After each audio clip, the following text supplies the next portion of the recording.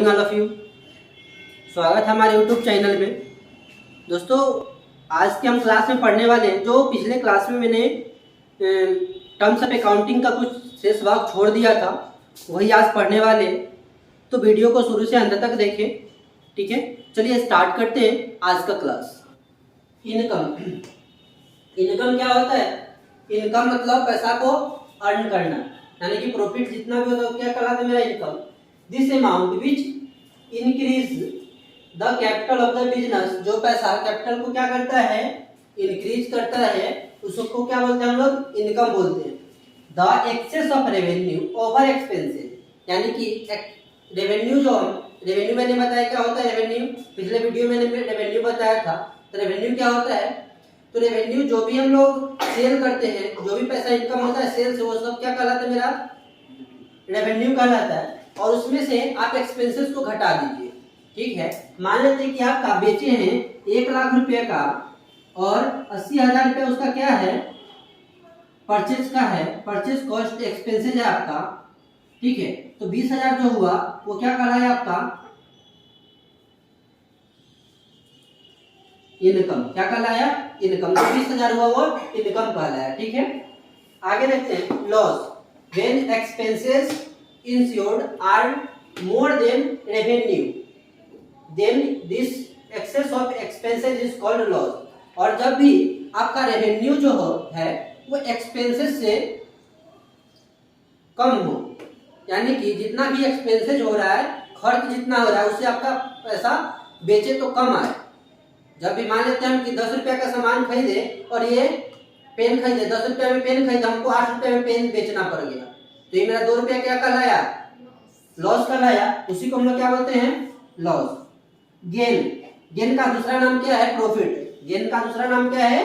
Profit. जब भी आप कोई सामान बेचते हैं, उसमें आपको जो जितना भी रुपया प्रॉफिट होता है, ज्यादा एक्स्ट्रा आता है एक्सपेंसेस से, उसको क्या बोलते हैं हम लोग? प्रॉफिट। उसी को हम लोग बिजनेस में गेन बोलते हैं। It is a money received as a result of business transaction. The excess of revenue over the expenses is called gain. The excess of revenue, जो भी रेवेन्यू होता है उससे क्या होता है? एक्सपेंसेस से ज्यादा होता है। जितना मैंने खर्च किया, मान लेते हैं 5 रुपए का पेन लेकर के और 10 रुपए में बेचे, 5 रुपए मेरा क्या हुआ? बेनिफिट हुआ। उसी को हम लोग क्या बोलते हैं? गेन। सिंपल में समझे, प्रॉफिट को हम लोग क्या बोलते हैं? गेन बोलते हैं बिजनेस में। डिस्काउंट। डिस्काउंट मतलब क्या होता है? जब भी कोई वस्तु के प्राइस में छूट दिया जाता है, कमी किया जाता है, उसी को हम लोग क्या बोलते हैं? छूट बोलते हैं। जब भी कोई वस्तु के प्राइस में कम कर दिया जाए, उसी को हम लोग क्या बोलते हैं?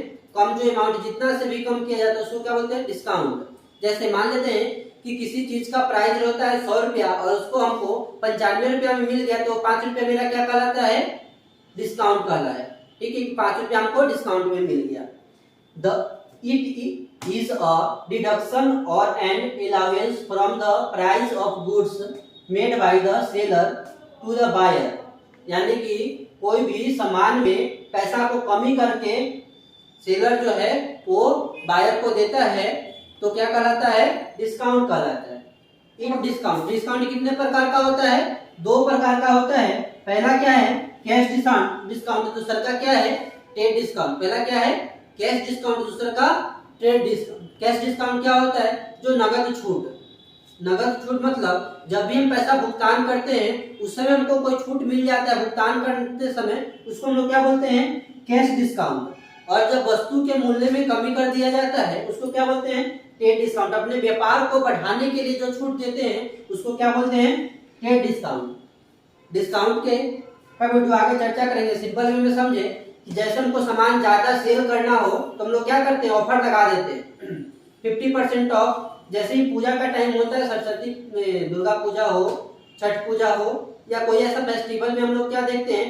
मार्केट में जाते हैं तो 50% off, buy 1 get 1 free, 80%, 20% off, ये सब जो लगाता है जिससे ग्राहक को आकर्षित होकर के ज्यादा सेल होता है, वो क्या कहलाता है? मेरा व्यापारिक छूट कहलाता है, ठीक है।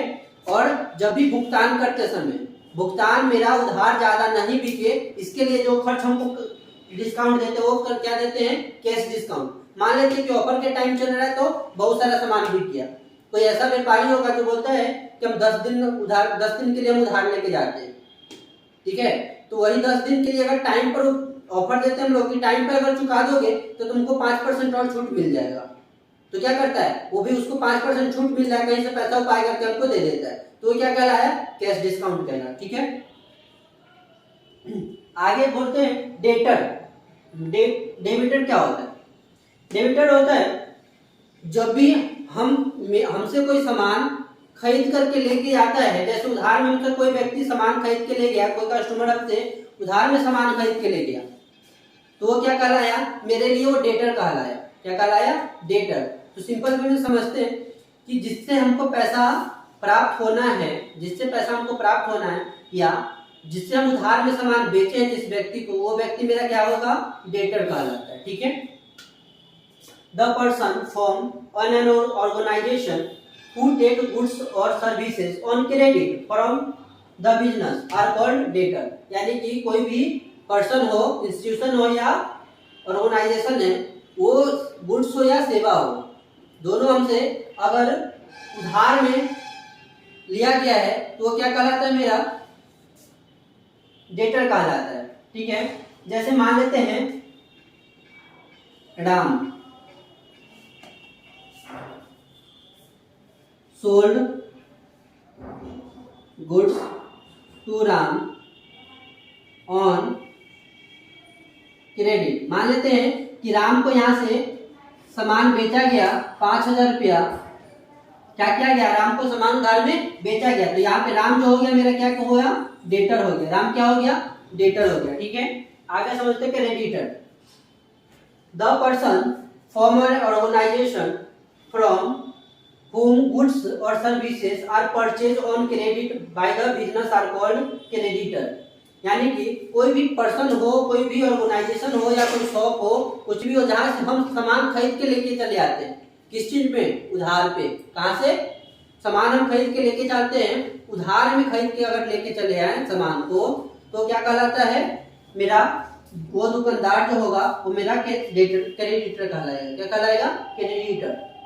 या एग्जाम्पल में अगर हम समझे, Mohan purchase goods from Soni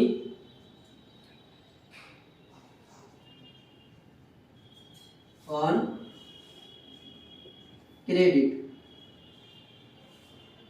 50,000। यानी कि मोहन परचेज गुड्स फ्रॉम, या फिर सिंपल में मोहन को हटा देते हैं, purchase goods from Soni enterprises on credit. यानी कि हमने अपना बिजनेस में क्या किया, सामान को खरीदा किससे, सोनी इंटरप्राइजेज से, वो भी उधार में 50,000 का।